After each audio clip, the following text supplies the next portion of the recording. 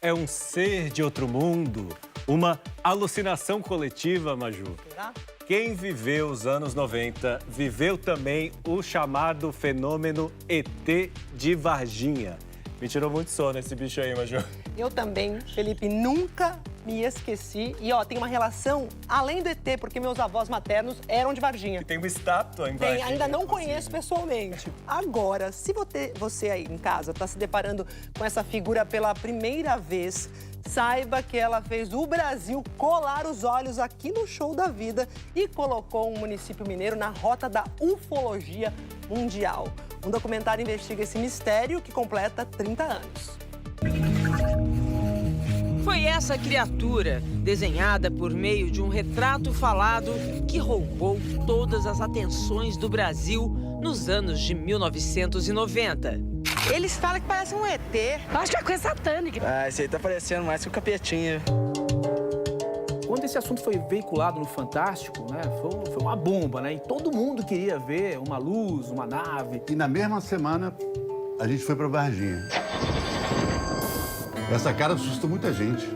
Virou um assunto popular no Brasil. As pessoas comentavam, né? Pô, você viu o negócio do ET que apareceu lá? Ah, é verdade, não é verdade? A história começou quando Kátia Xavier e as irmãs Valquíria e Liliane Silva anunciaram que tinham visto uma estranha criatura neste lote vazio no Jardim Andere, um bairro perto do centro de Varginha. Devia ter mais ou menos meio metro grande.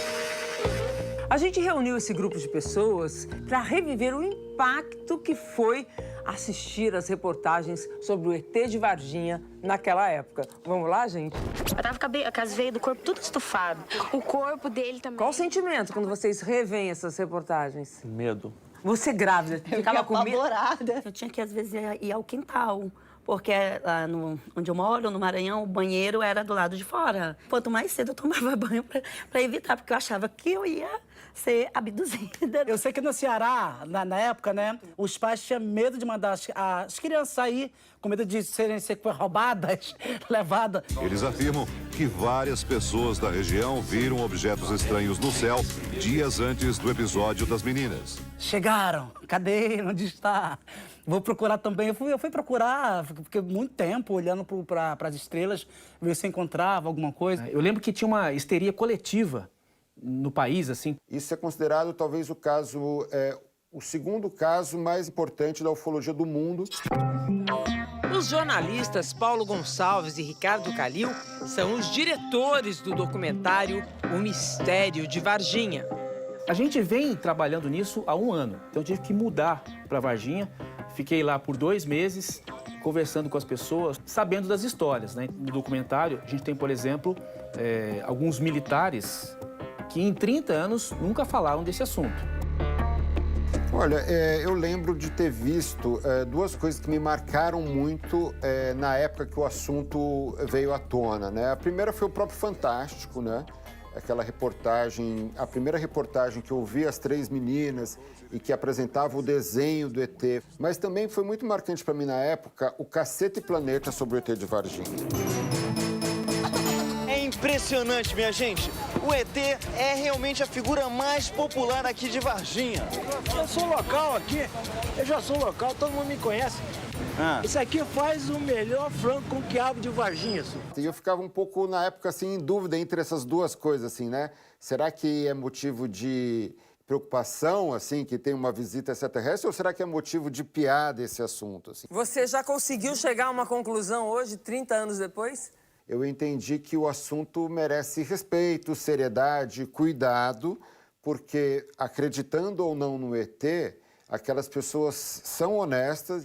Elas estão falando a verdade, eu dou a minha palavra, porque elas não iam brincar com uma coisa tão séria desse jeito. Isso eu confirmo, 1000 vezes se for preciso.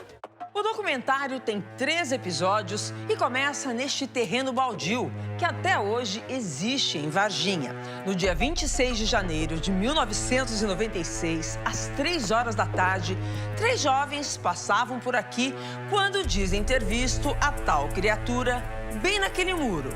O homem estava até essa altura. Ai, eu lembro direitinho, os olhos regalados, vermelhos. Super vermelho. Se tivesse nariz e boca, era só furinho e rasguinho. Com os dedos compridos. 3 círculos. Não sei se era chifre. E a posição desses chifres? Tipo assim, 2 aqui assim, um na testa. Não era assim bem um chifre, era calombos na cabeça. A série tem muitos arquivos inéditos, vários deles fornecidos pelo ufólogo Birajara Rodrigues. E eu gosto de destacar o primeiro depoimento em vídeo das 3 meninas. Esse depoimento foi colhido pelo Birajara apenas 3 dias depois da suposta aparição. A Valquíria tinha 14 anos, a Liliane, que é a irmã dela, tinha 16, e a Kátia, amiga delas, tinha 23 anos, assim. E esse depoimento, que ninguém viu até hoje, tem muito frescor. Porque passou um negócio no corpo que brilhava. Um óleo, parece que passou um óleo no corpo, brilhava. Todas falam a mesma coisa, todas falam com muita honestidade, muita emoção. O documentário traz também um segredo que este neurologista diz ter guardado por 30 anos. Ele afirma ter sido chamado na época por um outro médico no principal hospital da cidade. Eu cheguei lá e ele falou assim, chegou aqui um negócio diferente, você podia dar uma olhadinha? Ele falou assim, tá aqui. Aí eu afastei um pouco e vi, o alien estava ali. Uma das partes assim mais impressionantes do documentário é o depoimento desse médico, o Ítalo Venturelli. Ele é uma pessoa muito respeitada na cidade, né? O crânio tinha forma de gota, uma gota, né? Branquinho, boca pequena, olho lilás, também em forma de gota, né? A gente fica pensando, uma pessoa reconhecida na cidade, por que ele iria mentir? Uma dúvida que há 30 anos mexe com o imaginário de toda uma geração. Eu acho que ao longo de 30 anos muita coisa já pode ser esclarecida, mas o cerne da questão, o que as meninas realmente viram, até hoje nunca foi esclarecido a contento.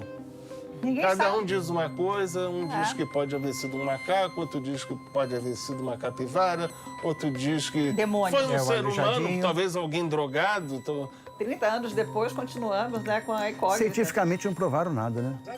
É muito legal fazer uma série sobre um ET brasileiro. É uma história de pessoas transformadas pela passagem dessa criatura por Varginha, assim. Eu acho que existe uma história maravilhosa, muito boa. É nisso que eu acredito. É uma história que vai abduzir todo mundo, eu tenho certeza.